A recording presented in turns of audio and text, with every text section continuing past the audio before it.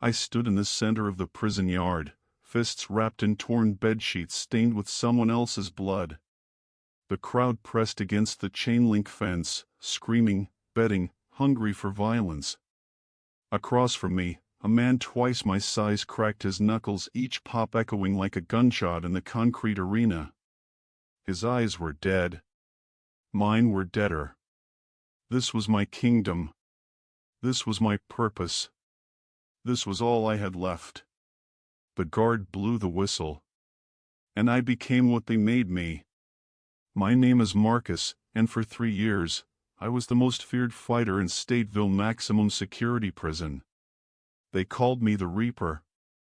Not because I killed, though I came close more times than I can count, but because when I stepped into that yard, something in me died. And I took that death into my opponents. I felt nothing. No mercy. No hesitation. Just fists and fury and the roar of men who'd forgotten what it meant to be human. But I'm getting ahead of myself. Let me take you back. Before the prison. Before the rage. Before I became a weapon wearing human skin. I grew up on the south side of Chicago, where survival was a skill you learned before you learned to read. My father, if you could call him that, taught me 3 things: how to throw a punch, how to take a punch, and how to never, ever show weakness. Weakness gets you killed, he'd say, usually with a beer in one hand and his belt in the other. You want to survive? You fight. Always. So I fought. In school hallways. In alleyways. In basements where men bet on teenagers destroying each other for cash. By 16, I had a reputation. By 18, I had scars that told stories I couldn't speak out loud. By 22, I had a record: assault, battery, attempted manslaughter. The judge looked at me like I was an animal that needed to be caged. He wasn't wrong. Stateville became my new home. Cold concrete.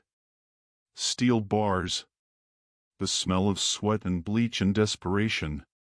But I adapted. I always adapted. Within a month, I'd established myself. You don't survive prison by being soft. You survive by being the thing everyone else fears. So I became that thing. The fights started as self-defense.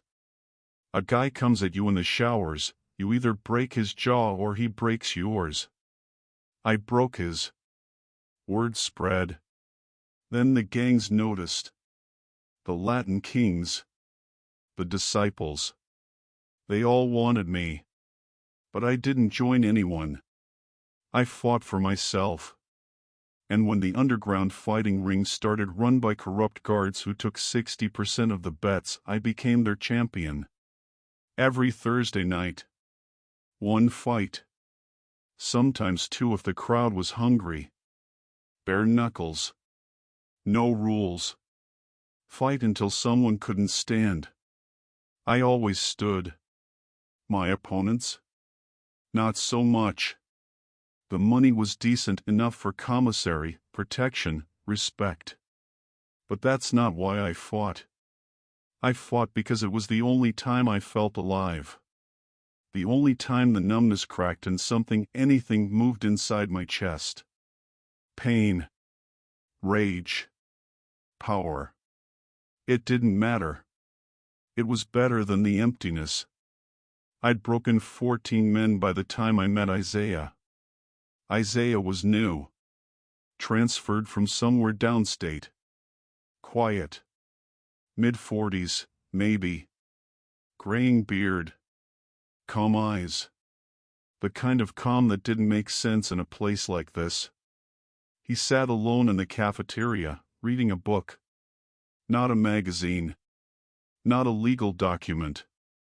A book. With a worn leather cover. Fresh meat, someone muttered. I ignored him. Not my problem. But then something strange happened. Isaiah looked up. Made eye contact with me. And smiled. Not a nervous smile. Not a trying to survive smile. A genuine, peaceful smile. Like he knew something I didn't. It pissed me off. I don't know why. Maybe because peace had no place here. Maybe because that smile reminded me of something I'd lost so long ago I couldn't remember what it felt like. Maybe because, deep down, I envied it. I looked away. Finished my food. Went back to my cell. But that night, lying on my bunk, staring at the cracks in the ceiling I'd memorized 1,000 times, I couldn't stop thinking about that smile. About that calm. About what kind of man walks into hell and looks free. You're losing it, Marcus, I whispered to myself. Thinking about some random old man. But the next day, during yard time, Isaiah approached me. Walked right up. Hands visible. Non-threatening. Stupid. Marcus, right, he said. I didn't answer. Just stared. I've heard about you. The Reaper. He nodded slowly. Impressive record. You got a death wish, old man? He chuckled. Actually chuckled. Maybe. But I figured if you were going to kill me, you'd have done it by now. You don't strike without reason. I respect that. I crossed my arms. What do you want? To talk. About what? About why a man with your strength is wasting it destroying people who are just as broken as he is. My fists clenched. You don't know anything about me. I know enough. He held up the book, the Bible, I realized now. I know a warrior when I see one. And I know when a warrior is fighting the wrong war. Get out of my face. I will. But first, he extended his hand. When you're ready to stop running from what's really eating you alive, find me. Cell block D, number 12. He walked away. Just like that. Left me standing there, heart pounding, anger boiling, and something else, something I hadn't felt in years, stirring beneath the surface. Confusion. Curiosity. Hope. I crushed it immediately. Hope was for the weak. And I was anything but weak. 2 weeks later, I had another fight. A new challenger. Younger. Faster. Angrier. We circled each other like wolves. The crowd chanted my name. Reaper. Reaper. Reaper. He lunged. I sidestepped. Drove my elbow into his spine. He crumpled. I grabbed his head. Slammed it into the concrete once. Twice. His blood pooled on the ground. The crowd roared. I stood over him, breathing hard, knuckles split, and looked up. Across the yard. Through the fence. And I saw Isaiah. Watching. Not cheering. Not judging. Just watching. With that same calm. That same knowing. And for the first time in 3 years, standing in my kingdom, surrounded by my subjects, victorious and undefeated. I felt empty. Not numb. Empty. Like I'd won a battle but lost something I couldn't name. Something essential. That night, I couldn't sleep. The adrenaline wouldn't fade. The emptiness wouldn't fill. I paced my cell. 6 steps forward. 6 steps back. Over and over. Until finally, at 2 in the morning, I made a decision. I thought I knew what strength was.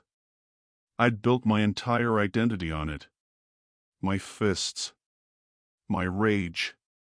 My ability to break men without breaking myself.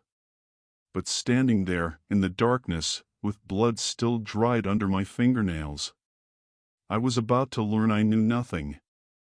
I found Isaiah the next morning during breakfast. He was sitting in his usual spot, alone, reading that Bible like he had all the time in the world. Like we weren't surrounded by murderers and thieves and men who'd forgotten what mercy looked like. I sat down across from him without asking. He looked up. Smiled. "Marcus." "Talk," I said. "About?" "Whatever you think I need to hear." He closed the Bible carefully, like it was precious. "What do you want, Marcus?" "Really want?" "Out of here." "No," he shook his head. "You've got 3 more years minimum. Good behavior, maybe 2. That's not what I'm asking. What do you want that's actually possible?" I stared at him. Nobody asked me questions like that. "I want the emptiness to stop." He nodded slowly. "The fights don't fill it anymore, do they?" "How did you?" "Because I was you. Different circumstances. Same war." He leaned forward. "I was a Marine. 2 tours in Afghanistan. I was good at killing. Very good. Came home with medals and nightmares. Started fighting in underground rings. MMA. Bare knuckle. Anything to feel something other than the void. 163 fights. Lost 1. Want to know who beat me?" I waited. Jesus. I almost laughed. Almost. But something in his eyes stopped me. "You're serious." "He didn't beat me in a ring, Marcus. He beat me in a dream. I saw him. Standing in a desert. Wearing white." But his eyes, Isaiah's voice dropped. His eyes were like a soldier who'd seen real combat. And he said to me, "You're fighting ghosts, Isaiah. Fight for me instead." I woke up crying. Grown man. Decorated Marine. Crying like a child. The cafeteria noise faded. It was just us. Just his story. Just the crack in my armor getting wider. What happened? I gave my life to Jesus. Everything changed. Not easy. Not fast. But real. And then he smiled sadly. Then I came here. Wrong place, wrong time. Tried to break up a fight. Got charged as an accessory. Judge didn't believe me. So here I am. But even here, I'm free, Marcus. More free than I ever was outside. I wanted to believe him. God, I wanted to. But, Reaper. The voice cut through the cafeteria like a blade. Everyone went silent. Forks stopped mid-air. Conversations died. I didn't need to turn around to know who it was. Vincent Viper Castellanos. If I was the king of the fighting ring, Viper was the emperor of Stateville. Shot caller for the Latin kings. Controlled 3 cell blocks. Had guards on his payroll. Ran drugs, weapons, protection rackets. Word was he'd killed 17 men, 8 of them in prison. Nobody crossed Viper. Not if they wanted to keep breathing. And I'd made the mistake of staying independent. He walked up to our table. 6'4". 250 pounds of muscle and scar tissue. Tattoos covered every visible inch of skin, a serpent coiling up his neck, king across his knuckles, teardrops under his left eye for every life he'd taken. His presence made the air feel heavier. "Reaper," he said. His voice was quiet. Controlled. Dangerous. "We need to talk. I'm busy. I can see that." He glanced at Isaiah. "Making new friends? Cute. Church boy here tell you about Jesus yet?" Isaiah didn't flinch. Didn't respond. Just looked at Viper with that same unnerving calm. Viper's jaw tightened. He hated being ignored. You gotta fight tonight, Reaper. I know. Against my guy. Rodriguez. He's good. Real good. Killed a man with his bare hands in the Bronx. That's why he's here. So? Viper leaned down. Put both hands on the table. His breath smelled like tobacco and menace. So you're gonna lose. The cafeteria was silent. Everyone was watching now. This wasn't a request. This was a command. I don't lose, I said. You do tonight. His eyes were black. Empty. I've got 50 grand riding on Rodriguez. Big money coming in from outside. My reputation's on the line. So you're gonna take a dive. Third round.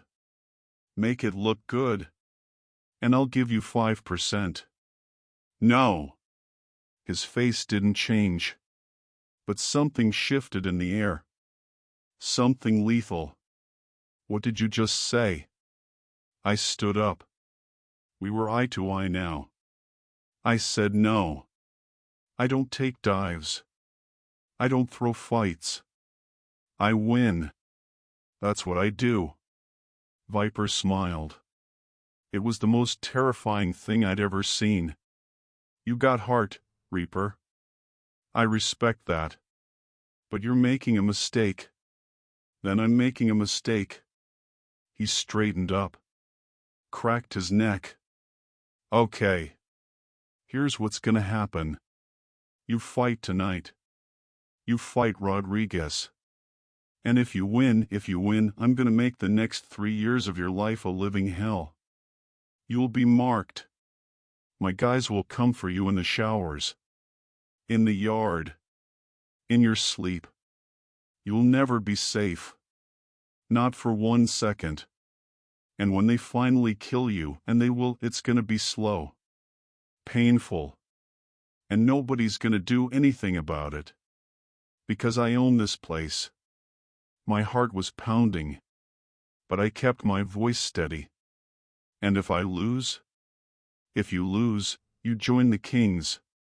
You fight for me. You work for me. You become my property. And you make me a lot of money. He leaned in close. Whispered in my ear. Choose wisely, Reaper. Because this is the only choice you get. He walked away. His crew followed. The cafeteria slowly came back to life. But the threat hung in the air like smoke. I sat back down. My hands were shaking. Not from fear. From rage. Pure, undiluted rage. You okay? Isaiah asked quietly. I'm gonna kill him. No. You're not. You don't know what he's capable of. I know exactly what he's capable of. Isaiah's voice was firm. And I know what you're capable of. But Marcus, listen to me. This is the moment. Right here. Right now. This is where you choose. Choose what? Who you serve. Your pride or your God. I don't have a God. Not yet. But you will. He slid the Bible across the table. Read Joshua chapter 1, verse 9. Before your fight tonight. Just read it. That's all I'm asking. I stared at the book. Then at him. This isn't going to fix anything. It's not supposed to fix anything. It's supposed to remind you that strength isn't what you think it is. That night, in my cell, I opened the Bible. The pages were thin. Worn. Highlighted in places. Isaiah's handwriting in the margins, dates, prayers, notes. I found Joshua 1 verse 9. Have I not commanded you? Be strong and courageous. Do not be afraid, do not be discouraged, for the Lord your God will be with you wherever you go. I read it 3 times. Strong and courageous. That's what I'd been trying to be my entire life. But the next part, do not be afraid, that hit different. Because I was afraid. Terrified, actually. Not of Viper. Not of Rodriguez. But of what was happening inside me. The cracking. The breaking. The realization that everything I'd built my identity on was crumbling. I heard the whistle. Fight time. I stood up. Wrapped my hands. Felt the familiar routine. The adrenaline. The focus. But underneath it all, something new was stirring. Something I couldn't name. I walked to the yard. The crowd was already gathered. Bigger than usual. Word had spread about Viper's ultimatum. Everyone wanted to see if the Reaper would bow or break. Rodriguez was already there. Massive. Covered in gang tattoos. His eyes were hungry. Feral. He wanted to hurt me. Not just beat me. Destroy me. The guard, one of Viper's guys, blew the whistle. Rodriguez charged. I sidestepped. He was strong but predictable. I landed a jab. Then another. He swung wild. I ducked. Countered with a hook to his ribs. He grunted. Backed up. The crowd roared. First round was mine. Second round, he came harder. Faster. Landed a solid hit to my jaw. My vision blurred. He followed with a body shot that knocked the wind out of me. I dropped to one knee. The crowd screamed. Rodriguez stood over me, waiting for me to get up so he could put me down permanently. I looked up. Across the yard. Through the fence. Isaiah was there. Watching. Not cheering. Not shouting advice. Just watching. With his hands folded. Like he was praying. Be strong and courageous. I stood up. Third round. This was it. The moment Viper wanted me to fall. To submit. To become his. Rodriguez came at me like a freight train. I could take the dive. Go down easy. Save myself the pain. The target on my back.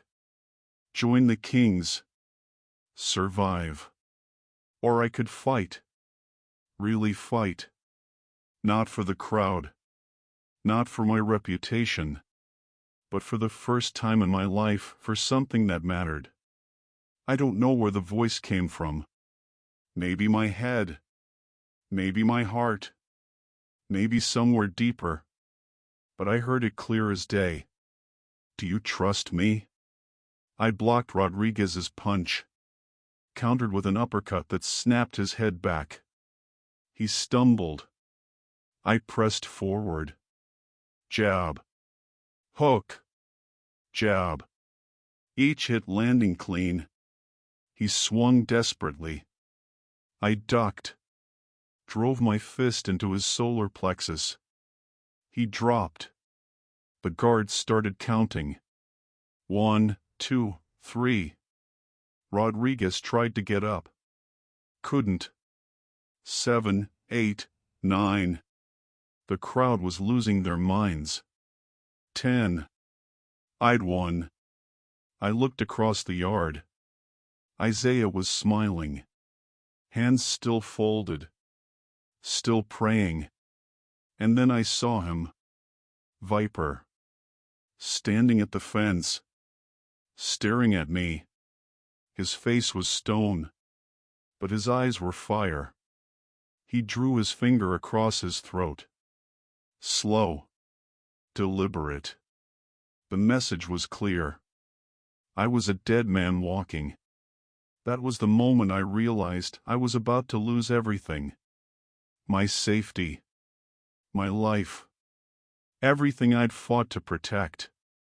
But something in me whispered, maybe that's exactly what I needed to lose. They came for me at 3:17 a.m. I know the exact time because I was staring at the clock on the wall outside my cell, unable to sleep, counting down the minutes until dawn, wondering if I'd live to see it. I heard them before I saw them. Boots on concrete. Slow. Deliberate. 4 sets. Maybe 5. The night guard, one of Viper's men, had conveniently disappeared from his post.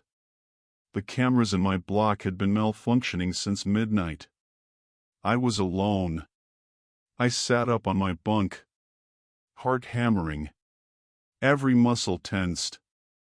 Fight or flight. But there was nowhere to run. This was a 6x8 concrete box with steel bars. I was a caged animal waiting for slaughter. The footsteps stopped outside my cell. Reaper. The voice was calm, almost friendly. Carlos.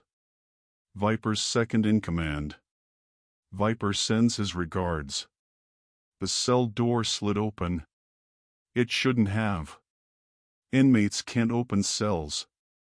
But money talks. And Viper had plenty of it. 4 men stepped inside. Carlos. 2 enforcers I recognized from the yard, Miguel and Flaco.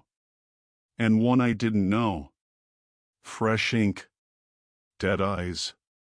The kind of guy they send when they want to send a message written in blood. Nothing personal, Carlos said, pulling out a shiv made from a sharpened toothbrush. Just business. I stood. Fists up. If I was going down, I was going down swinging. Make it quick, I said. Carlos smiled. Where's the fun in that? They didn't kill me. That would have been mercy. Instead, they broke me. Systematically. Professionally. Miguel held me while Flaco worked my ribs. I heard 3 crack. Felt 1 puncture something inside. The pain was blinding. White hot. But I didn't scream. Wouldn't give them the satisfaction. Carlos crouched down in front of me. You had a choice, Reaper. You chose wrong. Now everyone in here knows what happens when you disrespect Viper. You're an example. A lesson. A cautionary tale. He nodded to the new guy. Your turn. The new guy pulled out a razor blade. Held it up to the dim light. This is gonna hurt. He wasn't lying. They carved Viper's symbol into my chest. A serpent. Coiled and ready to strike. I felt every slice. Every cut. Blood ran down my torso, pooling on the floor. My vision blurred. I was going into shock. Next time, Carlos whispered in my ear, we take an eye. Or a hand. Or maybe we just finish the job. Depends on how generous Viper's feeling. Understand? I couldn't speak. Could barely breathe. They left me there. Bleeding. Broken. Carved like a piece of meat. The cell door slid shut. The lock clicked. And I was alone again. I crawled to my bunk. Every movement was agony. My ribs screamed. My chest burned. I tasted copper. Blood in my mouth. Probably internal bleeding. I might die right here, I thought. In this cell. Alone. And nobody would care. I closed my eyes. And for the first time since I was a child, I prayed. God, if you're real, if you're listening, I need help. I can't do this anymore. I'm tired. I'm broken. And I don't know what to do. Silence. No answer. No vision. No voice from heaven. Just pain. And darkness. And the steady drip of my blood hitting the concrete floor. I woke up in the infirmary 2 days later. Apparently, the morning guard found me unconscious in a pool of blood and decided I was worth saving. Barely. The prison doctor, a burned-out old man who'd stopped caring years ago, wrapped my ribs, stitched my chest, pumped me full of antibiotics, and told me I was lucky to be alive. Lucky, I muttered. 3 broken ribs. 1 cracked. Punctured lung. Severe lacerations. You lost a lot of blood. He looked at me over his glasses. Who did this? I fell. He snorted. Right. Well, your fall nearly killed you. Stay here for a week. Rest. Then you're back in Gen Pop. Back in Gen Pop. Back to Viper's territory. Back to being a walking target. Can I get protective custody? I asked. You'd have to snitch. File a report. Name names. He raised an eyebrow. You gonna do that? I thought about it. Snitching in prison was a death sentence. Worse than what Viper had already done. I'd be labeled a rat. Every gang in Stateville would want me dead. No, I said. Then you're on your own, son. He left. And I was alone again. Staring at the ceiling. Feeling the bandages wrapped tight around my chest. Feeling the phantom pain of that razor carving snake scales into my skin. I was marked. Literally and figuratively. Property of the Latin kings. A warning to anyone who thought about crossing Viper. And God, the God Isaiah talked about, the God I prayed to in my darkest moment? Silent. Isaiah visited me on day 3. The guard let him in, one of the decent ones who didn't work for Viper. Isaiah pulled up a chair beside my bed. Looked at the bandages. The bruises turning yellow and purple across my face. The Ford drip keeping me hydrated. They got you good, he said quietly. You think? I'm sorry, Marcus. For what? You didn't do this. No. But I pushed you towards something you weren't ready for. He sighed. I thought if you stood up to Viper, if you fought for something bigger than yourself, God would protect you. I was wrong. I laughed. It hurt. Everything hurt. Yeah. You were. No, his voice was firm. I was wrong about the timing. Not about God. God wasn't there, Isaiah. I prayed. I actually prayed. You know what happened? Nothing. Silence. I bled out on my cell floor while your God did absolutely nothing. He kept you alive. Barely. And for what? So I can go back out there and get finished off? So I can spend the next 2 years looking over my shoulder, waiting for the next beating? The next message carved into my skin? I turned away. Your Jesus doesn't care about guys like me. We're too far gone. Isaiah was quiet for a long moment. Then he said, Can I tell you something? Can I stop you? When I was in Afghanistan, my unit got ambushed. IED took out our lead vehicle. Insurgents came from everywhere. Bullets. RPGs, hell on earth. My best friend, Jackson, took a round to the chest. Collapsed right in front of me. I dragged him behind cover. Applied pressure. Called for a medic. Prayed harder than I'd ever prayed in my life. His voice cracked. God, please. Save him. Don't let him die. Please. He paused.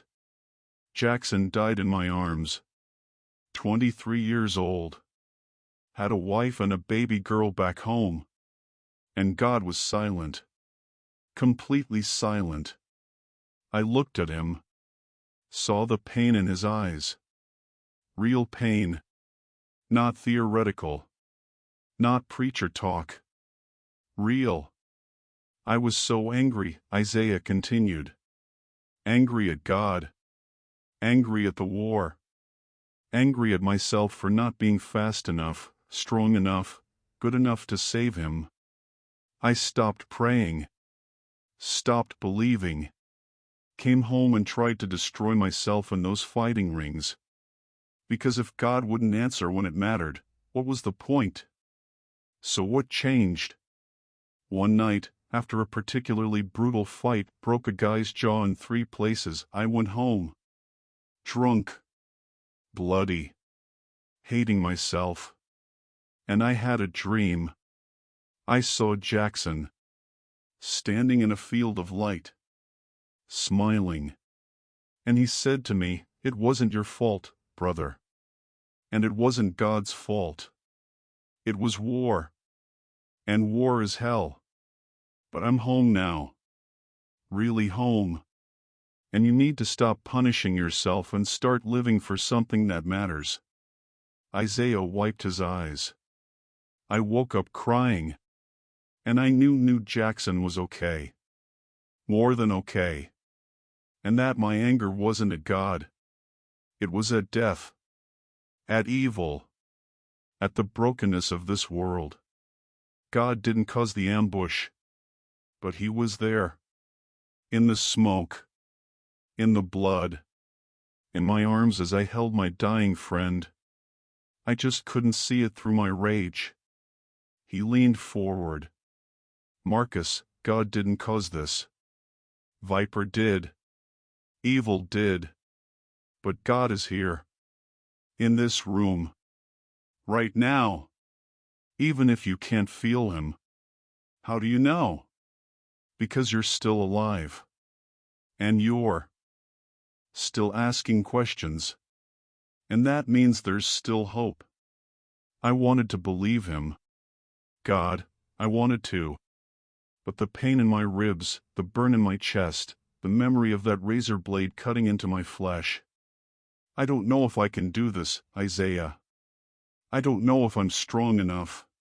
You're not, he said simply. That's the point. You're not strong enough.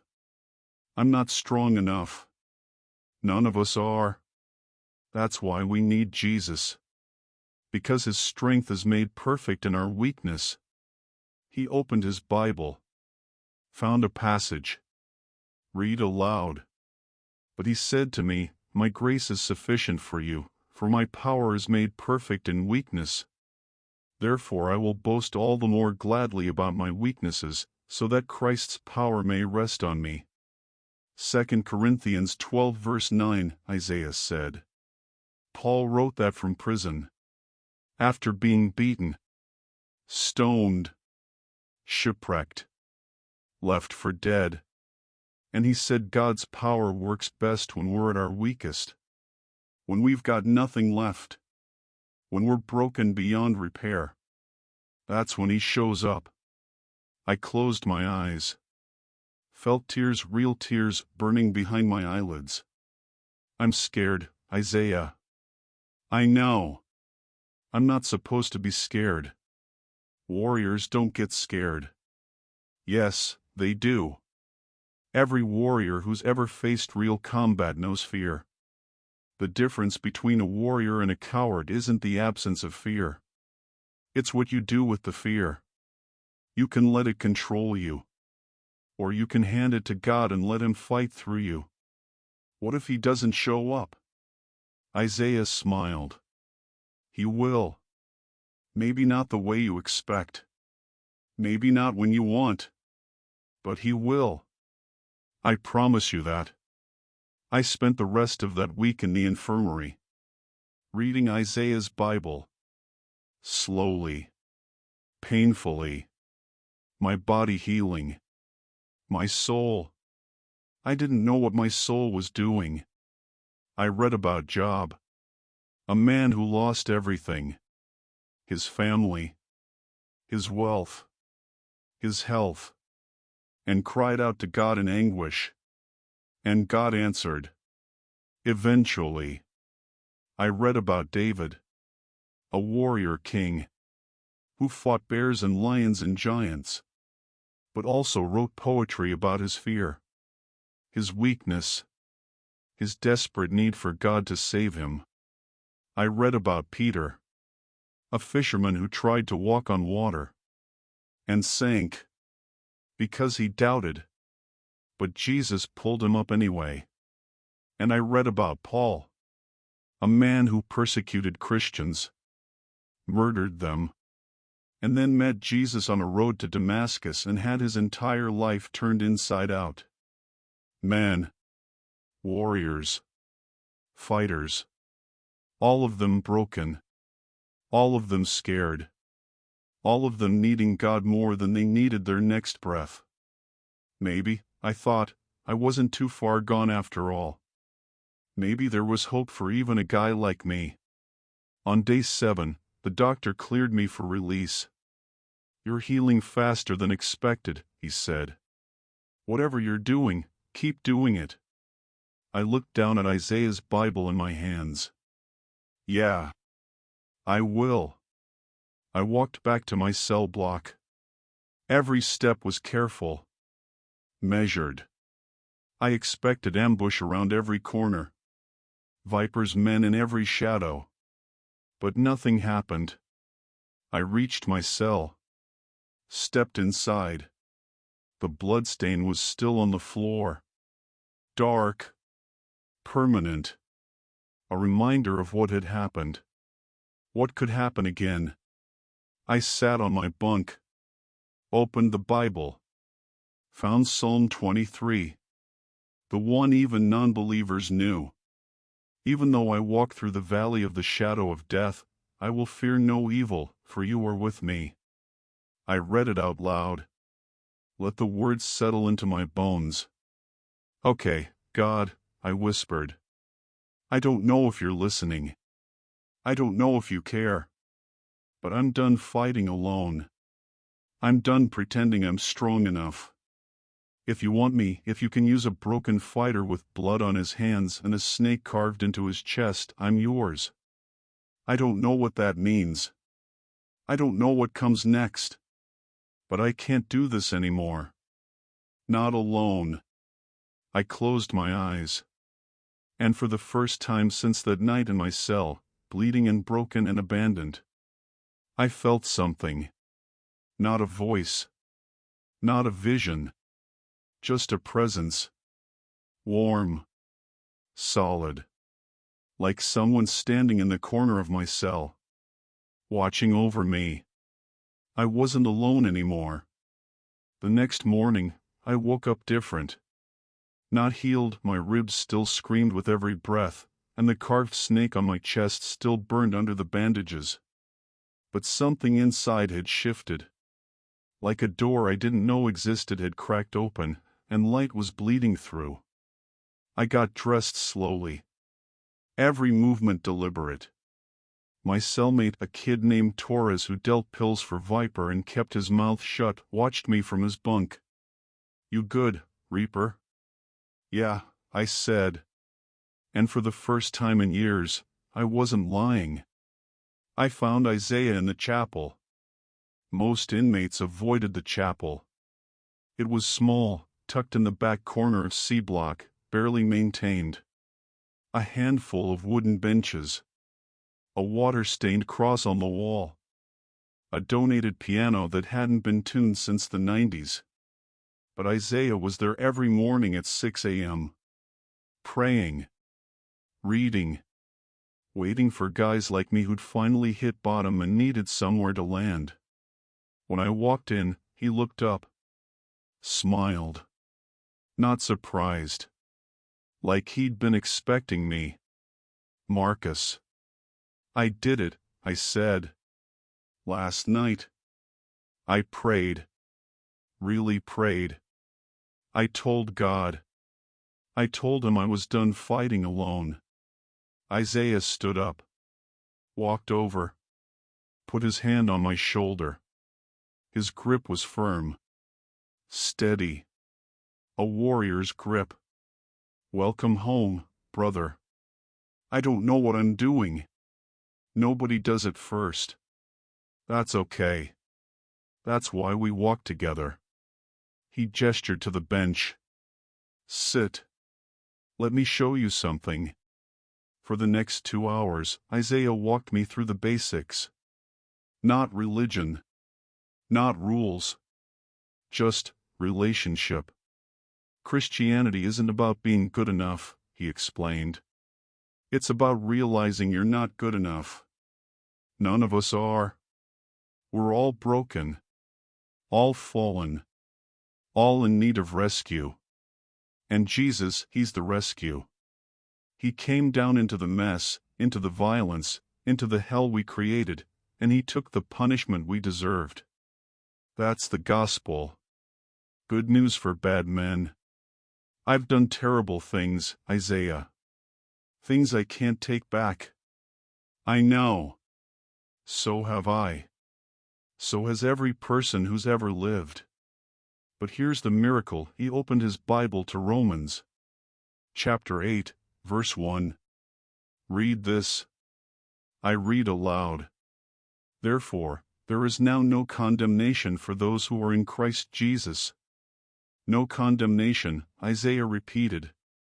Not less condemnation. Not condemnation after you clean up your act. No condemnation. The moment you surrender to Jesus, the moment you say I'm yours, the debt is paid. The slate is wiped clean. You're free. Just like that? Just like that? But Marcus, his tone shifted. Serious now. Freedom doesn't mean easy. You're in prison. Physically, you're still locked up. And spiritually? You just declared war on the kingdom of darkness. The enemy doesn't let his soldiers go without a fight. Things might get harder before they get easier. I touched my chest. Felt the bandages. Harder than this? Different kind of hard. Physical pain is one thing. Spiritual warfare is another. But you're not alone anymore. You've got God. You've got me. And you're about to discover you've got a whole army of brothers you didn't know existed. What do you mean? He smiled. Come to chapel tonight. 7 p.m. And you'll see. That day in the yard was different. I walked out expecting Viper's crew to jump me. Finish what they started. But something strange happened. They avoided me. Not out of fear, I wasn't intimidating anymore, not with my body still healing and my movements stiff. But like they'd received orders to stand down. To wait. Viper was playing a long game. And I was a piece on his board. I found a spot in the sun. Leaned against the wall. Watched the usual chaos, basketball games, drug deals, territorial disputes. The ecosystem of violence and survival that governed this place. But I wasn't part of it anymore. I was separate. Watching from outside. Like I'd stepped through a portal into a different dimension. Yo, Reaper. I turned. It was Big Tommy. 300 pounds of muscle. Did security for the Aryan Brotherhood. We'd crossed paths a few times, mutual respect, no beef. Tommy. Heard what happened to you. Viper's guys got you good. Yeah. Word is you're marked now. Property of the kings. That's what they think. He studied me. You different, man. Can't put my finger on it. But something about you changed. I met his eyes. I found something worth fighting for that's bigger than this place. Yeah. What's that? God. He blinked, then laughed. Not mocking. Just surprised. Reaper's a Christian now? That's wild, man. Didn't see that coming. Neither did I. You going to Isaiah's thing tonight? The chapel meeting? You know about it? Everyone knows about it. Most guys think it's soft. Weak. But he lowered his voice. I went once. Few months back. When my mom died. Couldn't get out for the funeral. Was losing my mind. Isaiah talked to me. Prayed with me. Real talk? It helped. Haven't been back since. Not sure I'm ready. But it helped. Come tonight, I said. With me. He hesitated. AB finds out I'm going to chapel, they'll think I'm going soft. Might cause problems. You worried what they think? Or you worried about your soul? He was quiet for a long moment. Then nodded. 7 p.m.? 7 p.m. That night, I walked into the chapel expecting maybe 5 or 6 guys. Isaiah. Maybe Big Tommy. A couple of older inmates looking for early parole points. There were 19 men there. 19. In a maximum security prison where showing weakness gets you killed. 19 men sitting on those wooden benches, holding Bibles, actually singing a hymn I didn't recognize. Big Tommy was there. In the back. Arms crossed. But he was there. And in the front row, to my absolute shock, was Carlos. Viper's second in command. The man who'd held me down while his crew broke my ribs and carved their symbol into my chest. I froze in the doorway. Isaiah saw me. Saw where I was looking. Walked over quickly. I know. I was going to tell you. What is he doing here? My voice was low. Controlled. But rage was building. Hot and fast. He came 3 days ago. Asked to talk. Said he couldn't sleep. Kept seeing your face.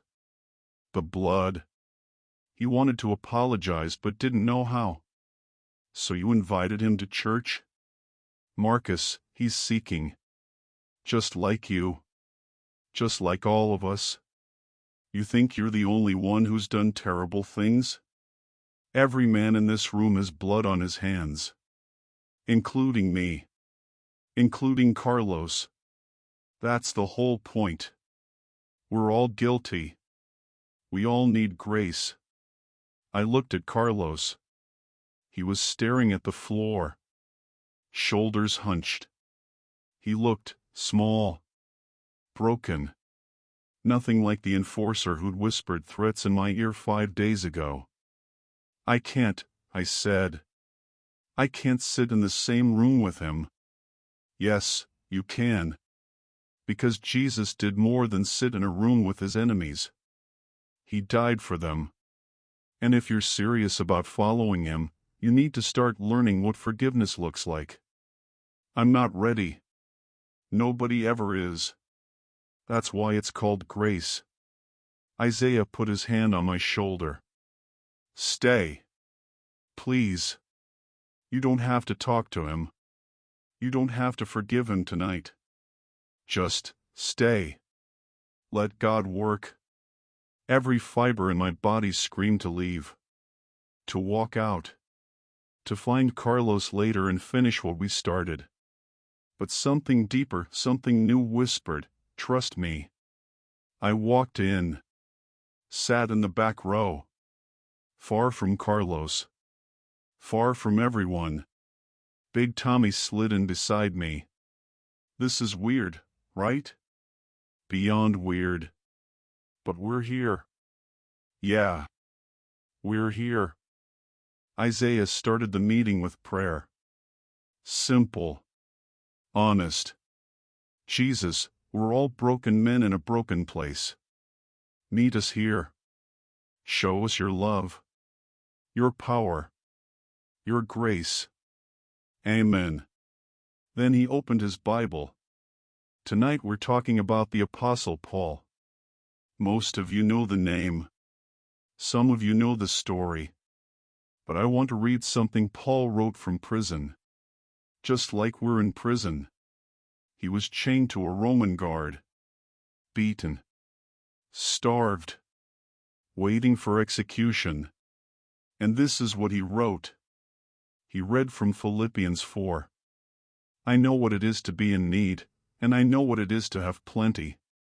I have learned the secret of being content in any and every situation, whether well-fed or hungry, whether living in plenty or in want. I can do all this through him who gives me strength. Isaiah looked up. Paul wrote that from a dungeon. In chains. Facing death. And he called Jesus his strength. Not his ticket out. Not his escape plan. His strength. To endure. To keep going. To find purpose even in prison. He let that sink in. How many of you feel trapped right now? Not just by these walls, but by your past, your mistakes, your reputation, your guilt. Every hand in the room went up. Slowly. Hesitantly. But every single one. Here's the truth, Isaiah said. Jesus doesn't just forgive the past. He redeems it. He takes the worst things you've done, the violence, the betrayal, the destruction, and he uses it for his glory.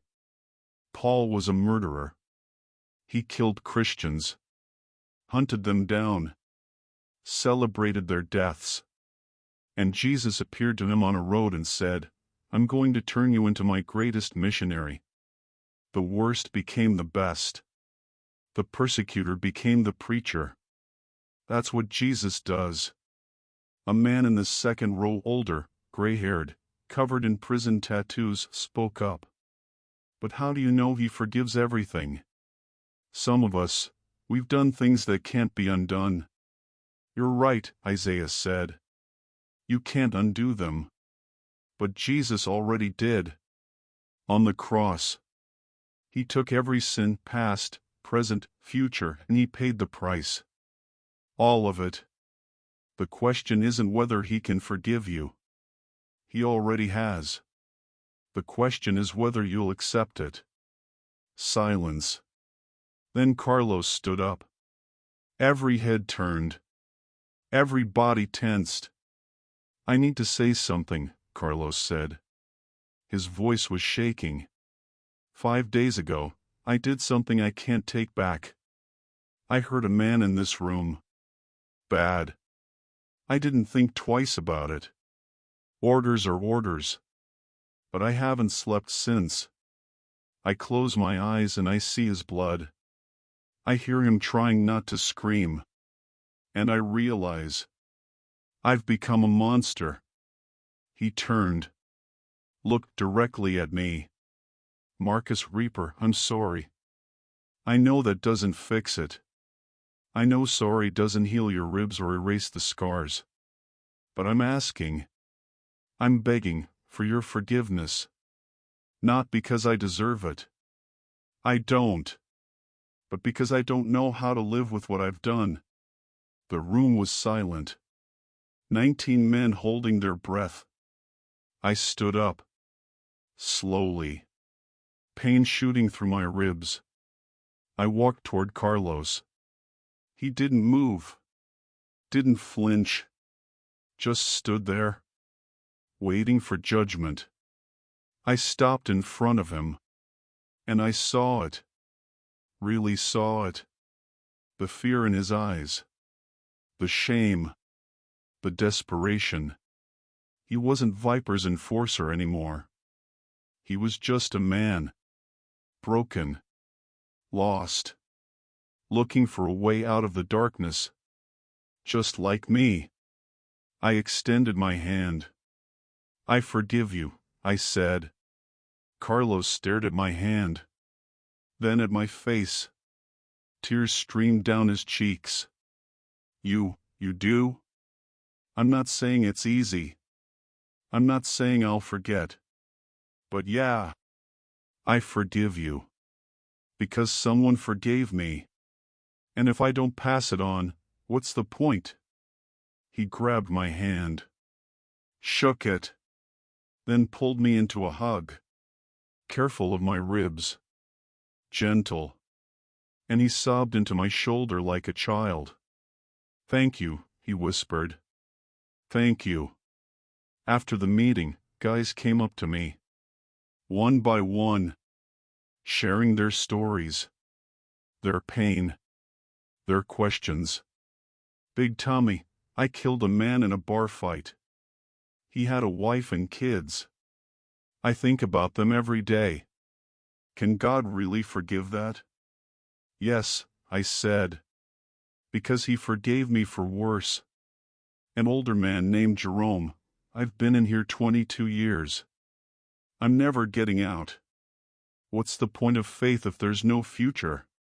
The future isn't about getting out, I said, echoing Isaiah's words. It's about becoming who God made you to be. Even in here. A young kid named Dante, my family disowned me. I've got nobody. How do I keep going? You've got us now, I said. We're your family. Brotherhood in Christ. And that's forever. One by one. Story after story. And I realized this was my new fight. Not in the ring. Not with fists. But for souls. For hope. For the men everyone else had given up on. Isaiah pulled me aside as the meeting ended. You did good tonight, Marcus. Really good. I almost didn't stay. I know. But you did. That's what matters. That's faith. Showing up even when it's hard. What happens now? He smiled. Now the real battle begins. You've declared allegiance to Jesus. Viper's not going to like that. Neither is the enemy. But you're not alone. And you're not fighting for yourself anymore. You're fighting for every man in this place who thinks he's too far gone. You're living proof that God specializes in redemption. I looked around the chapel. At the men praying in small groups. At Carlos, still wiping tears from his face. At Big Tommy, reading a Bible passage with Jerome. At the army I didn't know I'd joined. I'm ready, I said. Good, Isaiah said.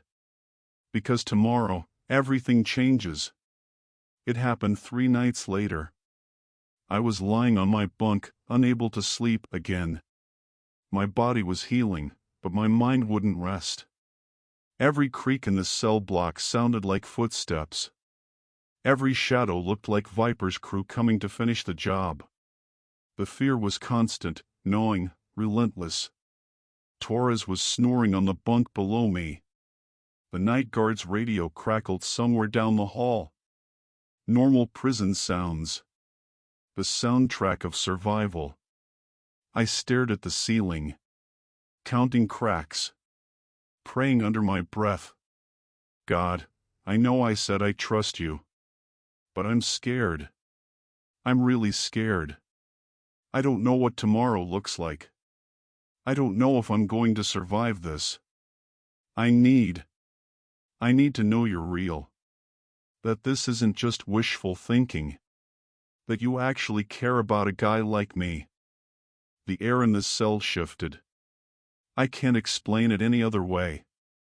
One moment it was stale and heavy, standard prison air, thick with desperation and decay.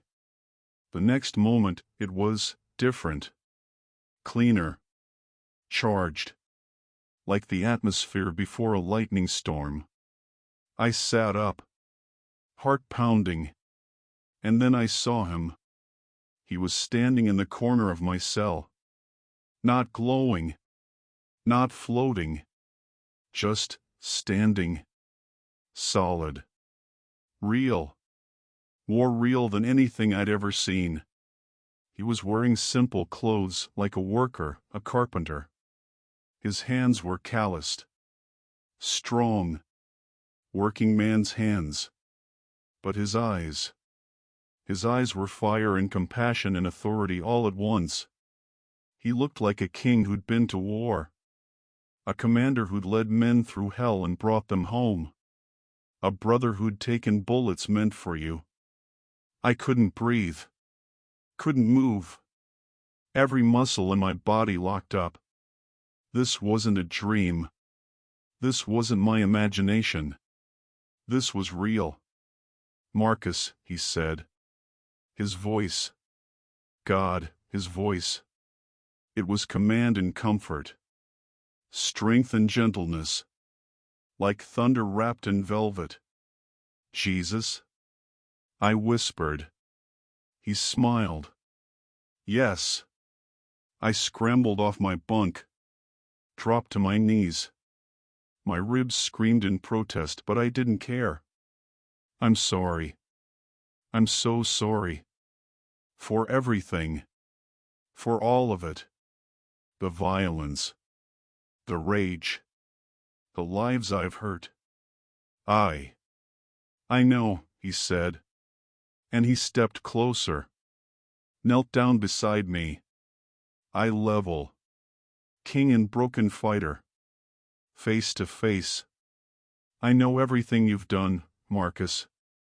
Every punch. Every fight. Every moment of rage. I was there for all of it. And I'm still here. Tears poured down my face. Not quiet tears. Warrior tears. The kind that come from somewhere so deep you didn't know it existed. How? How can you still be here? After everything? He reached out. Touched my chest. Right over the bandages. Right where Viper's crew had carved that serpent. His hand was warm. Solid. Real. Because his fingers pressed gently against the wound. This is why I came. For the marked. The broken. The ones everyone else has given up on. You think you're the first fighter I've redeemed? You think you're the first violent man I've transformed into a warrior for my kingdom? I don't understand. You were made for battle, Marcus. His voice was firm now. Commanding. You've always been a warrior. But you were fighting the wrong war. For the wrong reasons. Under the wrong commander. I didn't come to take away your strength. I came to redirect it. To give it purpose. To show you what true power looks like. He stood. Extended his hand.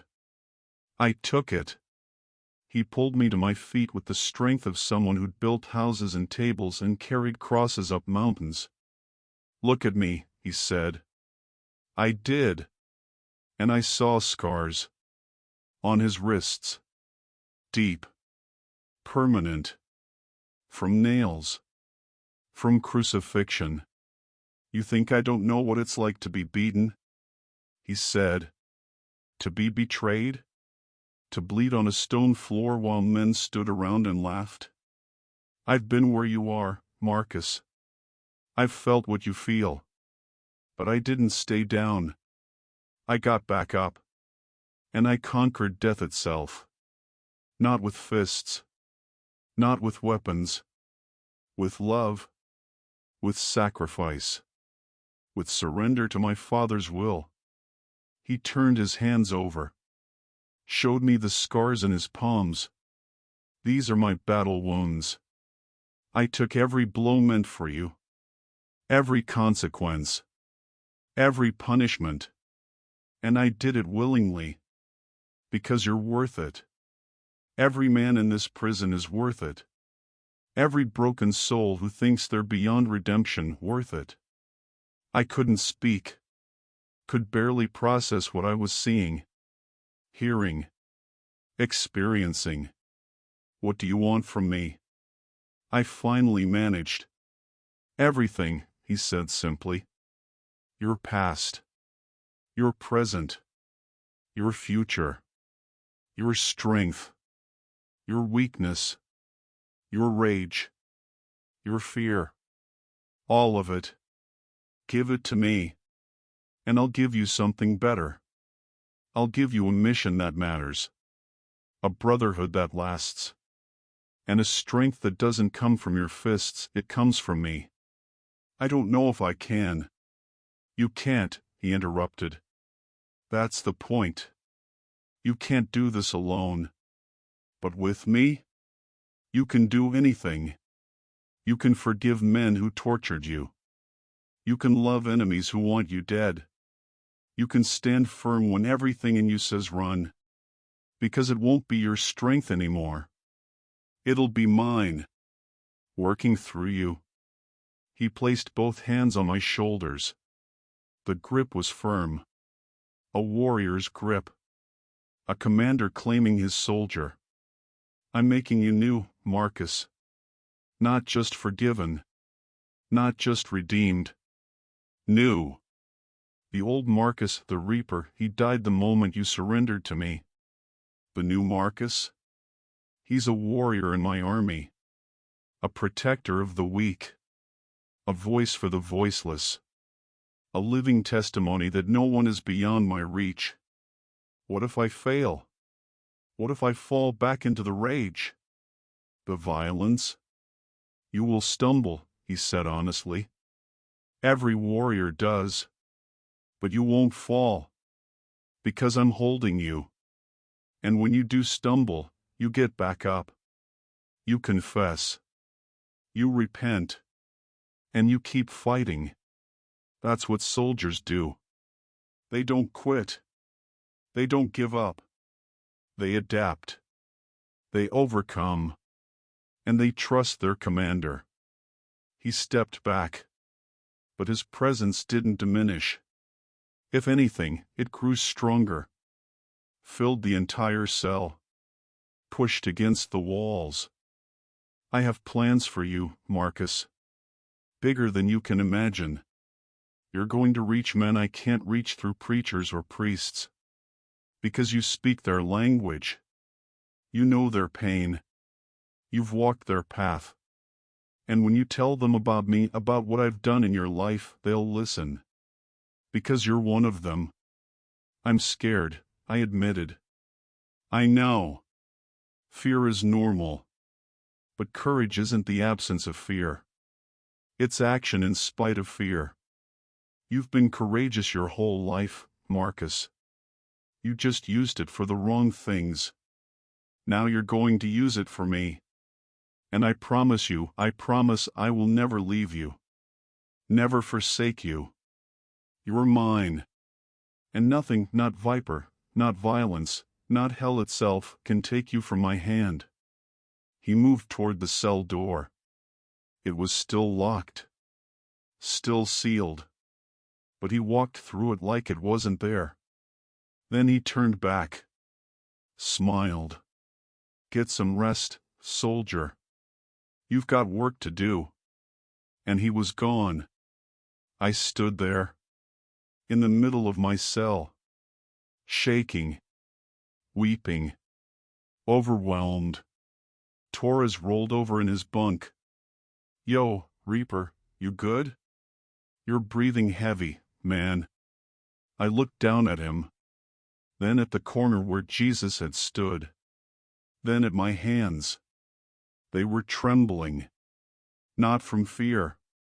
From power. From something new coursing through my veins. Yeah, I said. I'm good. I'm really good. You're crying. I know. You never cry. I do now. He stared at me for a moment. Then shrugged. You're weird, man. And he went back to sleep. I climbed back onto my bunk. Lay down. But I didn't sleep. Couldn't. My mind was racing. My heart was pounding. Everything Jesus had said, every word, every promise, was burning in my chest like a brand. I touched the bandages over the serpent scar. Viper had marked me, claimed me as his property, his warning. But Jesus had marked me too. On the inside. Where it mattered. Where it counted. I was his now. His soldier. His warrior. His son. And nothing was going to change that. The next morning at breakfast, Isaiah took one look at me and knew. "You saw him," he said. Not a question. A statement. "How did you?" "Because I see it on your face. In your eyes. You've encountered Jesus. Really encountered him. Not just an idea. Not just a prayer. Him." I nodded. Couldn't speak. Too much emotion. Isaiah gripped my shoulder. "Welcome to the front lines, brother. Everything changes now." He said he has plans for me. Big plans. He does. And it's going to cost you everything. But I promise you, it's worth it. Every sacrifice. Every battle. Every moment. It's all worth it. Carlos walked by with his tray. Saw us. Hesitated. Then came over. "Marcus, can I ask you something?" "Yeah." "Last night, did you feel anything? Like, different?" I stared at him. "What do you mean?" "I don't know how to explain it. I was lying in my cell. Couldn't sleep. And suddenly the whole place felt, I don't know, alive. Like something powerful was moving through the prison. Like a presence. And I knew it was connected to you somehow. Did you feel it?" Isaiah and I exchanged looks. "Yeah," I said quietly. "I felt it." Carlos sat down. Lowered his voice. "What's happening to us, Marcus?" "I came to chapel looking for peace. Maybe forgiveness. But this is bigger. This is something I can't explain." "It's Jesus," I said. "He's real. He's here. And he's claiming this prison for his kingdom. One man at a time." Carlos was quiet. "Then, I want what you have. That certainty. That peace. Even in here, in hell, you've got something I've never seen before. How do I get it?" "You surrender," I said. "Completely. You stop fighting for yourself and start fighting for him. You give him everything, your past, your shame, your guilt, your future. And he gives you new life. New purpose. New strength. That's it. That's it. It's simple. Not easy. But simple." Carlos closed his eyes. Right there in the cafeteria.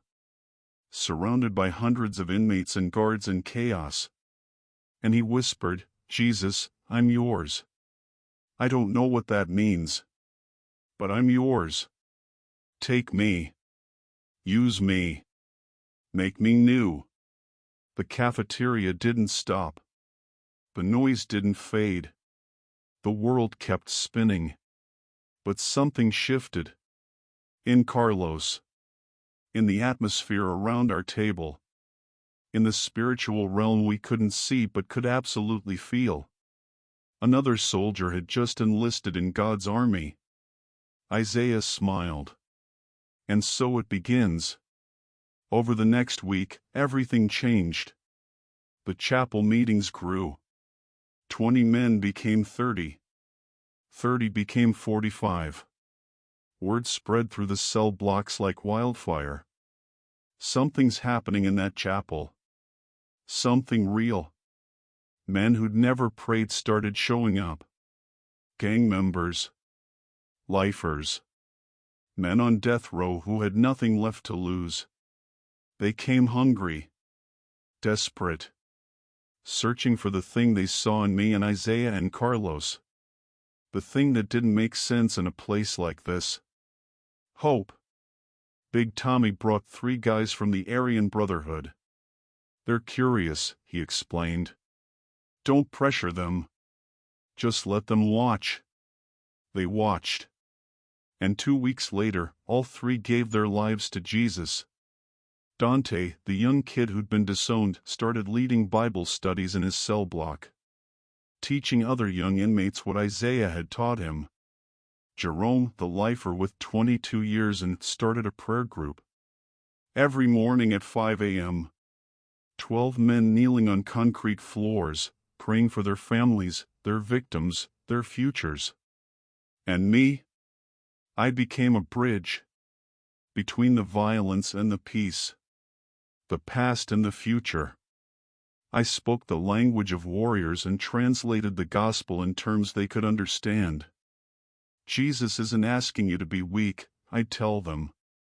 He's asking you to be strong enough to surrender, to lay down your weapons and pick up his, to fight the real enemy, sin, death, evil, instead of each other. Men listened, because I'd been where they were, done what they'd done, bled like they'd bled, and Jesus had saved me anyway. But Isaiah was right about one thing. The enemy didn't let go without a fight. I was about to learn that spiritual warfare is far more brutal than any prison brawl. And Viper? He was watching, waiting, planning. The storm was coming, and I was standing right in its path. The message came on a Tuesday. I was in the yard, talking with a group of guys from the chapel, Big Tommy, Dante, Jerome, and 2 new brothers named Miguel and Rashad, when one of Viper's runners approached. A skinny kid, maybe 19, with scared eyes and fresh ink. Viper wants to see you, he said. The conversation stopped. Everyone looked at me. When? I asked. Now. West Yard. By the weights. The West Yard. Viper's territory. His kingdom. Where he held court and made examples out of people who disrespected him. You don't have to go, Big Tommy said quietly. That's a setup, man. He's gonna make a move. I know. Then why? Because running won't change anything. He's been waiting for this. Planning it. If I don't go, he'll just come for me somewhere else. Somewhere I can't control. At least this way, I choose the time and place. Isaiah walked up. He'd been watching from across the yard. You sure about this? No. But I'm going anyway. He nodded slowly.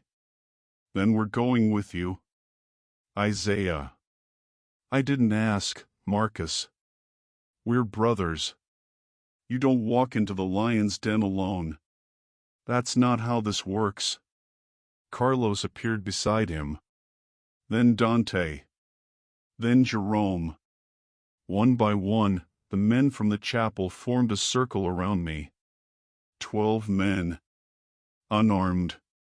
Unafraid. Standing together. We're your armor, Big Tommy said. Ephesians 6, remember? We stand together. Always. I felt something break inside me. Not in a bad way. In a good way. Like the last piece of my old identity, the lone wolf, the solo fighter, the man who trusted no one, finally cracked and fell away. I wasn't alone anymore. Let's go, I said. We walked across the yard like soldiers marching to battle. Inmates stopped what they were doing. Watched. Whispered. Everyone knew something was about to happen. You could feel it in the air. Tension. Anticipation. Violence brewing just beneath the surface. Viper was waiting by the weight benches. He wasn't alone either. 20 men. Maybe 25. All Latin kings. All loyal. All armed with makeshift weapons hidden under their shirts or in their waistbands. This wasn't a conversation. This was a showdown. Viper stood in the center, arms crossed, face expressionless. The serpent tattoo on his neck seemed to move in the sunlight. His eyes locked onto mine as we approached. "Reaper," he said. Voice calm. Too calm. "You brought friends." "So did you." "True. But my friends actually know how to fight." "Yours?" He looked at Isaiah. At Jerome. At Dante. "Yours are church boys. Bible thumpers. Weak men hiding behind a dead God." "He's not dead," I said. "He's very much alive. And he's the only reason I'm still standing." Viper's jaw tightened. "You've become a problem, Reaper. A big problem. You disrespected me. You disrespected my crew. You turned Carlos, my own second, into a traitor. And now you're spreading this Jesus poison through my prison. Do you have any idea how much money you've cost me? How many soldiers I've lost because of your little chapel meetings?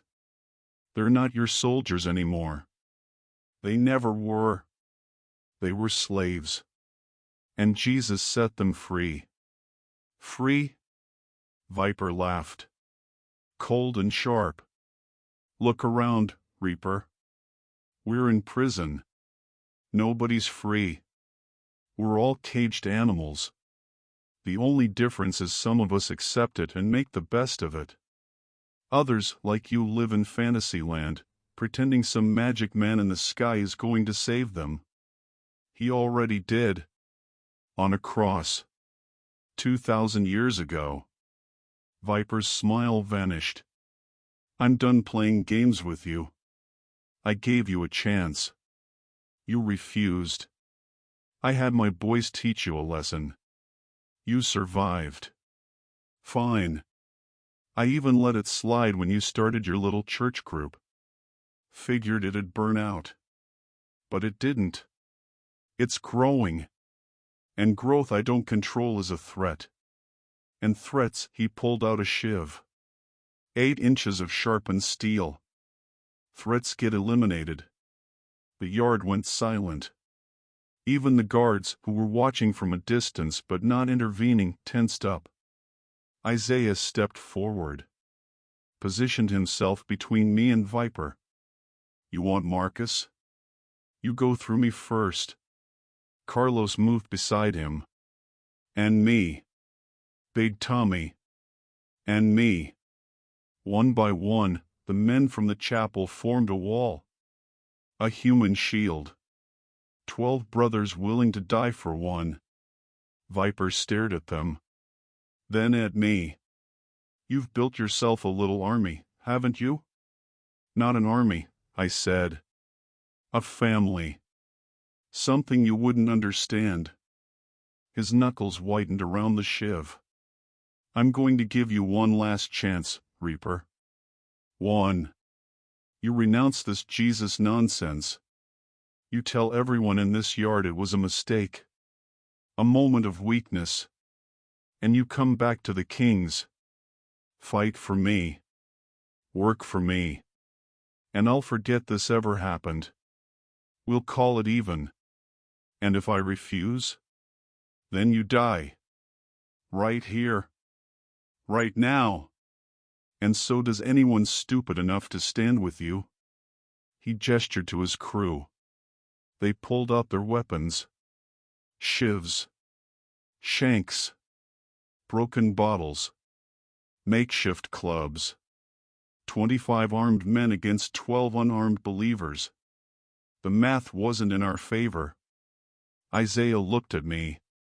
"Your call, brother." I thought about everything I'd been through. The fights. The rage. The emptiness. The moment in my cell when I first prayed. Isaiah's wisdom. Carlos's transformation. The encounter with Jesus, his hands on my shoulders, his voice in my ear, his promise that he'd never leave me. You were made for battle, Marcus. But not this battle.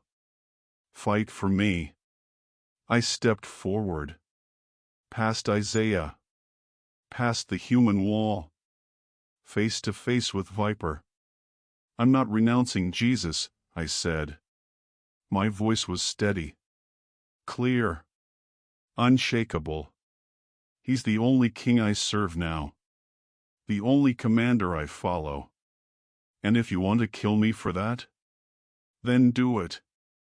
But I won't deny him. Not for you. Not for anyone. He saved my life. He saved my soul. And I'd rather die on my feet as his soldier than live on my knees as yours. Viper's face twisted with rage. You stupid, arrogant. I'm a free man, I interrupted. For the first time in my life, I'm actually free. And you? You're still a slave. To your pride. To your reputation. To the violence that's eating you alive from the inside out. You think power comes from fear? From weapons? From controlling people? Real power comes from surrender. From letting go. From trusting something bigger than yourself. Shut up. Jesus can save you too, Viper. Right now. Right here. All you have to do is ask. Drop the shiv. Drop the act. And let him in. It's not too late. I said shut up. He lunged. The shiv came in my chest. Fast. Deadly. Aimed for my heart. I didn't move. Didn't block. Didn't fight back. I just stood there. Eyes locked on his. And whispered, Jesus, into your hands. The shiv was 6 inches from my chest when it stopped. Not because Viper stopped. He didn't. His arm kept moving. Kept thrusting forward. But the shiv, the blade, it stopped. Like it hit an invisible wall. An invisible barrier between me and death. Viper's eyes went wide. What the? He pulled back. Thrust again. Same result. The blade wouldn't penetrate. Wouldn't touch me. He tried a 3rd time. 4th. 5th. Each time, the shiv stopped inches from my body. Like I was surrounded by bulletproof glass. His crew was backing up now. Staring. Whispering. Fear spreading through them like wildfire. What are you? Viper screamed. I'm a child of God, I said calmly. And you can't touch me. Because he won't let you. Viper dropped the shiv. Stared at his hands. They were shaking. Actually shaking. This man who'd killed 17 people, who'd ruled through terror and violence for years, was trembling. This isn't real, he muttered. This can't be. It's very real, Isaiah said, stepping beside me. You just witnessed a miracle, Viper. God protected his servant. Right in front of all of us. Now you have a choice. You can keep fighting. Keep raging. Keep destroying yourself. Or you can surrender. Like Marcus did. Like Carlos did. Like all of us did. Jesus is offering you the same grace he offered us. Will you take it? Viper looked around. At his crew, most of them were backing away now, weapons lowered, faces pale. At the inmates watching from across the yard. At the guards who'd seen the whole thing and were radioing for backup. At me. Standing untouched. Unharmed. protected by something they couldn't see but couldn't deny. "I can't," Viper whispered. "I've done too much. Too many bodies. Too much blood. There's no coming back from what I've done." "Yes, there is," I said. "That's the whole point. Nobody's too far gone. Not you. Not me. Not anyone. Jesus specializes in the impossible, in the redemption of the unredeemable. But you have to choose. Right now. What's it gonna be?" For a moment, just a moment, I saw something flicker in Viper's eyes. Something human. Something broken and desperate and hungry for hope. But then it died. Pride slammed back down like a steel door. "Never," he spat. "I'll never bow to your God. I'm a king. And kings don't surrender." He turned. Walked away.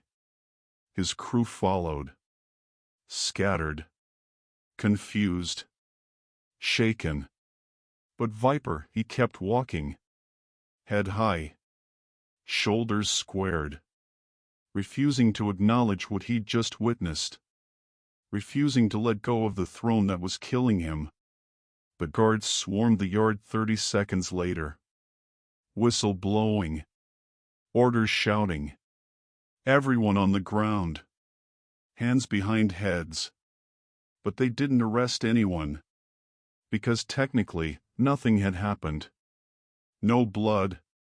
No injury. No crime. Just a miracle. The captain pulled me aside. "What the hell was that, Marcus?" "That was God, sir." He stared at me. "You expect me to believe." "I don't expect you to believe anything. But I know what I saw. And so did every man in this yard." Viper tried to stab me 5 times. The blade wouldn't touch me.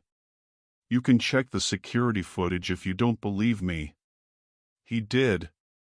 Later that night. And the footage showed exactly what I said. The shiv stopping. Viper trying over and over. Me standing still. No explanation. No rational answer. Just God. That night, the chapel was packed. 70 men. Standing room only. Every bench filled. Men sitting on the floor. Leaning against the walls. Hungry. Desperate. Searching. Because they'd seen something impossible. And if God could protect Marcus, the Reaper, the most violent fighter in Stateville, then maybe, just maybe, he could save them too. Isaiah stood at the front.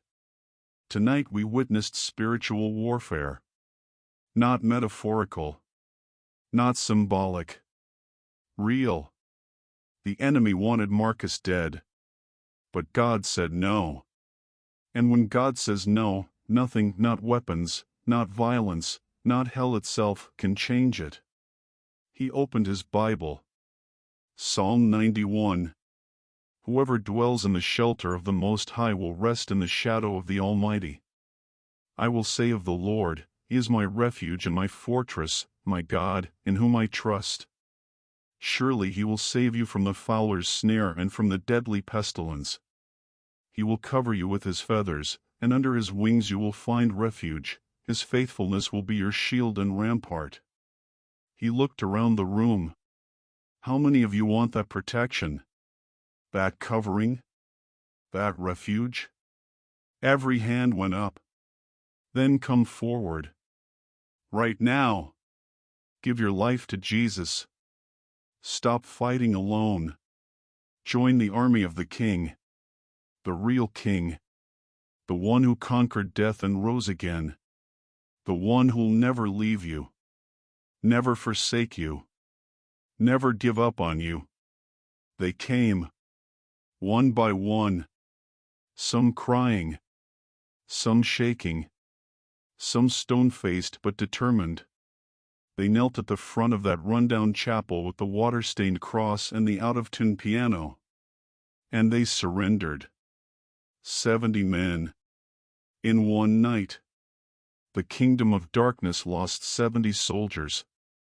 The kingdom of heaven gained 70 sons. Later, as the chapel emptied and men filed back to their cells, Carlos approached me. "You should be dead," he said quietly. "I know.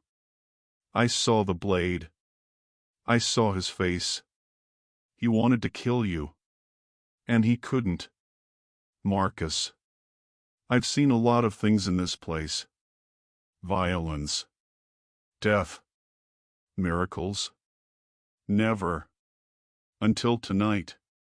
It wasn't me," I said. "It was him. Jesus kept his promise. He said he'd never leave me. And he meant it." Carlos nodded slowly. "I'm all in. Whatever this is, this mission, this calling, I'm all in. You lead, I'll follow. You fight, I'll fight beside you. Because I want what you have. That certainty. That peace. That power." I gripped his shoulder. "Welcome to the front lines, brother." Isaiah came over. His eyes were wet. "Do you realize what just happened? In one night, God moved in this prison more powerfully than in the last 10 years combined. And it's because of you, Marcus. Because you stood firm. Because you refused to deny him. I just did what he asked." Exactly. That's discipleship. That's what it means to follow Jesus. Not perfectly. Not without fear. But faithfully. And God uses faithful men to change the world. Even from prison. I looked around the empty chapel. At the wooden benches that had held 70 broken men. At the cross on the wall. At the place where heaven had invaded hell and claimed territory. "This is just the beginning, isn't it?" I said. Isaiah smiled. "Brother, you have no idea. I chose Jesus. I lost my safety. My reputation. My old identity. I became a target for every enemy of the gospel in Stateville. But I gained a kingdom. A family. A mission worth dying for. And I'd do it again in a heartbeat." The repercussions came fast. 3 days after the confrontation with Viper, I was transferred. No warning. No explanation. Just a guard at my cell door at 5 a.m. with cuffs and a transport order. "Pack your stuff, Marcus. You're moving." Torres sat up in his bunk, confused. "Where's he going?" "Not your concern." "Move it, Marcus." I gathered my few possessions, Isaiah's Bible, some letters from the Chapel brothers, a photo of my mother I'd kept hidden for years. Everything I owned fit in a single plastic bag. As they walked me through the cell block, men pressed against their bars. Hands reaching out. Voices calling. "Stay strong, Reaper. We love you, brother. Jesus is king." The guard looked uncomfortable. "What the hell did you do to these guys?" I told them the truth, I said. They transferred me to administrative segregation. ADSEG. Solitary confinement. 23 hours a day in a 6x9 cell. 1 hour of rec time in a cage by myself. No contact with other inmates. No chapel. No fellowship. No brotherhood. Complete isolation. The guard who processed me and was older. Graying hair. Tired eyes. He looked at my file and shook his head. "You're Marcus Reaper Johnson. Fighter. Enforcer. Feared by everyone in Gen Pop. Then you found religion and started a revival. Now administration doesn't know what to do with you. You're not violent anymore, so they can't justify keeping you in ad seg long term. But you're too influential. Too dangerous, not physically, but ideologically. So they're parking you here while they figure it out. How long? Could be a week. Could be 6 months. Depends on how fast the politics move. He unlocked my cell. For what it's worth, I saw the security footage. From the yard. With Viper. I don't know what I believe about God or Jesus or any of that. But I know what I saw. And I can't explain it. So, maybe you're onto something. He left me alone. The door closed. The lock clicked. And silence swallowed me whole. Solitary confinement is designed to break you. To strip away your identity. Your sanity. Your hope. Some men last a few days before they start screaming. Some last a few weeks before they stop speaking altogether. Some never recover. But I wasn't alone. The first night, lying on that concrete bunk in complete darkness, I felt it again. That presence. The same one from my cell in Gin Pop. The same one that had stood between me and Viper's blade. Jesus? I whispered. I'm here. Not audible. Not like before. But just as real. Just as certain. A voice in my spirit. In my soul. Why am I here? I was reaching men. Leading them to you. And now I'm locked in a box by myself. How does this help anyone? Moses spent 40 years in the desert before I sent him to Egypt. David spent years running from Saul before I made him king. Paul was blinded on a road and had to relearn everything before I sent him to the Gentiles. This isn't punishment, Marcus. This is preparation. Preparation for what? For what's coming next. You've learned to fight for me. Now you need to learn to rest in me. To hear my voice without distraction. To know me, really know me, not just know about me. This cell isn't a prison. It's a training ground. And I'm your instructor. I closed my eyes. Felt peace wash over me like warm water. Okay. I trust you. Teach me. Days turned into weeks. Weeks turned into months. I spent every waking hour praying. Reading. Meditating on scripture. Isaiah's Bible became my lifeline. I memorized entire chapters. Psalms. Proverbs. The Gospels. Paul's letters. I learned to hear God's voice in the silence. To recognize His presence in the loneliness. To find joy, actual joy, in a place designed to crush the human spirit. Guards would walk by my cell and hear me singing. Hymns. Worship songs. Things I'd learned in chapel. And they'd stop. Listen. Some of them started asking questions. Why are you so happy and solitary? Most guys are losing their minds. You're singing. Because I'm not alone, I'd tell them. Jesus is here. And where He is, there's always hope. One guard, a younger guy named Mitchell, started lingering at my cell during his rounds. Asking deeper questions. About faith. About God. About how a man like me could change so completely. I've got a brother, he admitted one night. Locked up downstate. Gang life. Violence. Same path you were on. I've been praying for him for years. But I don't know if God's listening. He is, I said. Trust me. I was that brother. The one you thought was too far gone. And look at me now. God doesn't just listen, man. He acts. Keep praying. Don't give up. Your brother's not lost. Not yet. Mitchell's eyes got wet.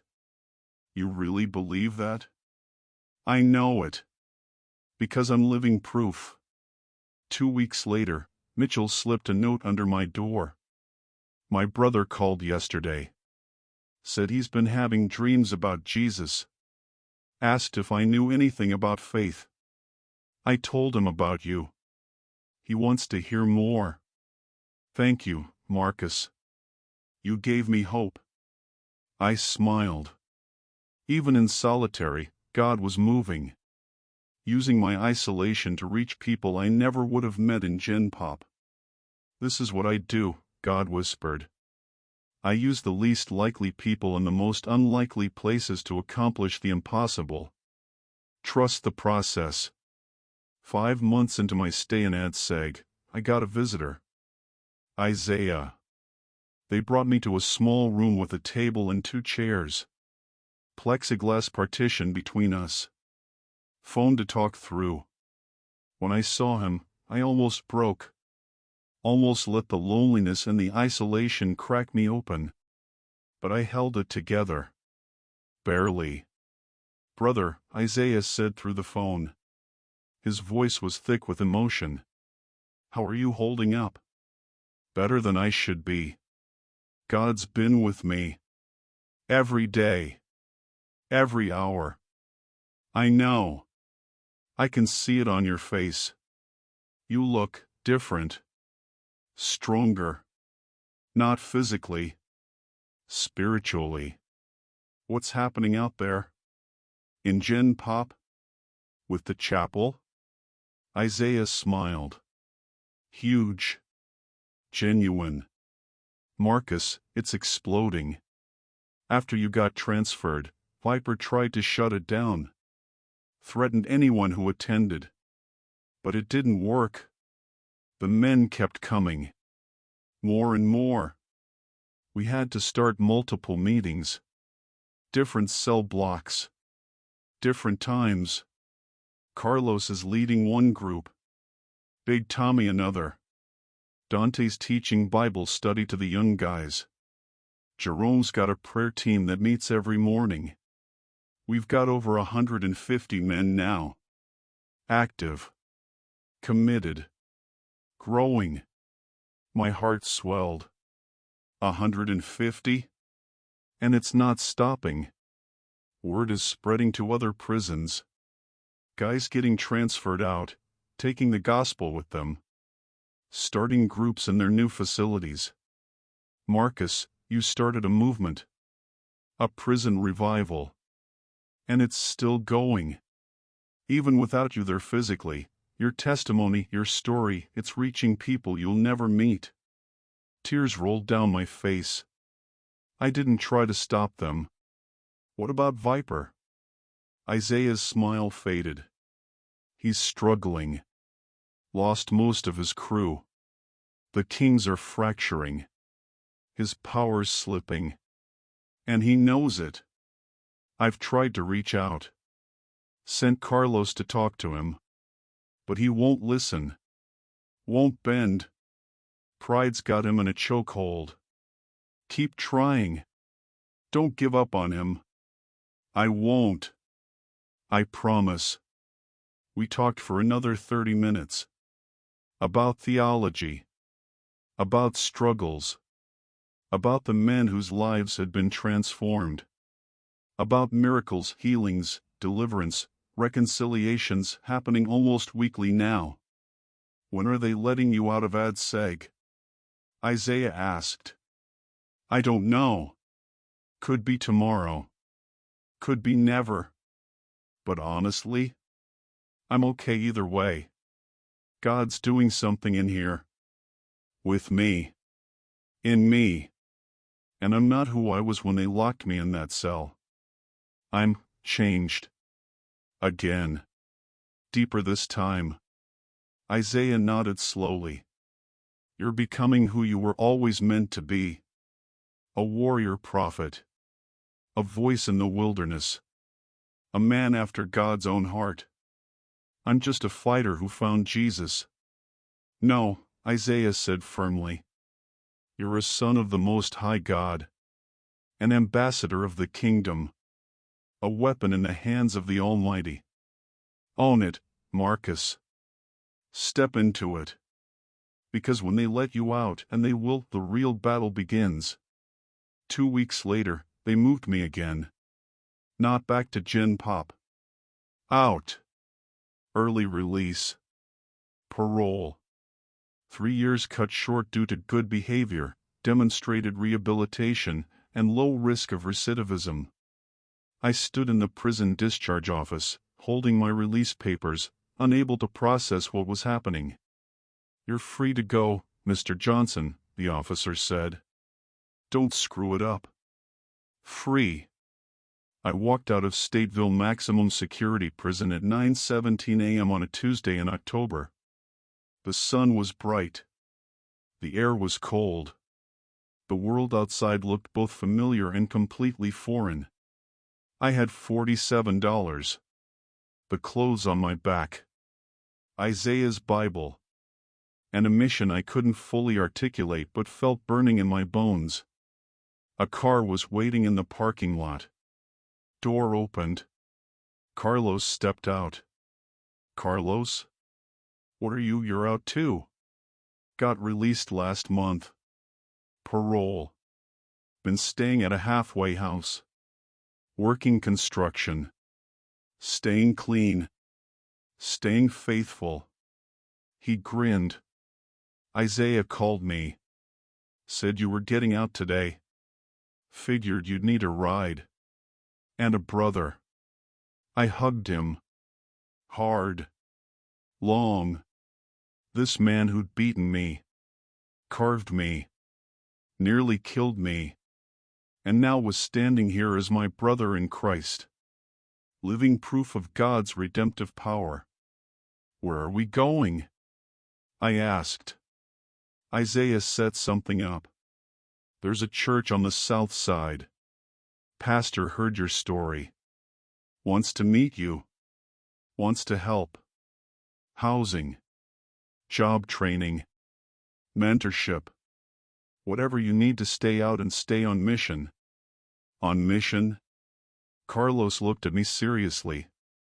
Marcus, what happened in Stateville isn't staying in Stateville. Men are getting released. Going back to their neighborhoods. Their gangs. Their old lives. And they're taking Jesus with them. Street evangelism. Community outreach. Gang interventions. Former enemies becoming brothers. It's happening, man. The revival is hitting the streets. He handed me his phone. Showed me a video. 50 men, former inmates, former gang members standing in a circle on a south side corner. Praying. Singing. Preaching. Kids watching. Mothers crying. Hardened men stopping to listen. That's our crew, Carlos said. Former Latin kings. Former disciples. Former vice lords. All united under one king now. Jesus. And they want you to lead them. Lead them? Carlos, I just got out. I don't. You do. You've been leading since the moment you stood up to Viper. Since the moment you forgave me. Since the moment God put his hand on you and said, "You're mine." This is your calling, Marcus. Not to hide. Not to blend in. But to lead. To fight. To bring the kingdom of God to the darkest places, prisons, streets, hoods, wherever men are trapped and need freedom. I stared at the video. At those men. My brothers. My family. The army I didn't build but somehow had been called to lead. I'm scared, I admitted. Good. That means you're paying attention. But you're not alone. You've never been alone. Jesus is with you. We're with you. And together? Carlos smiled. Together we're unstoppable,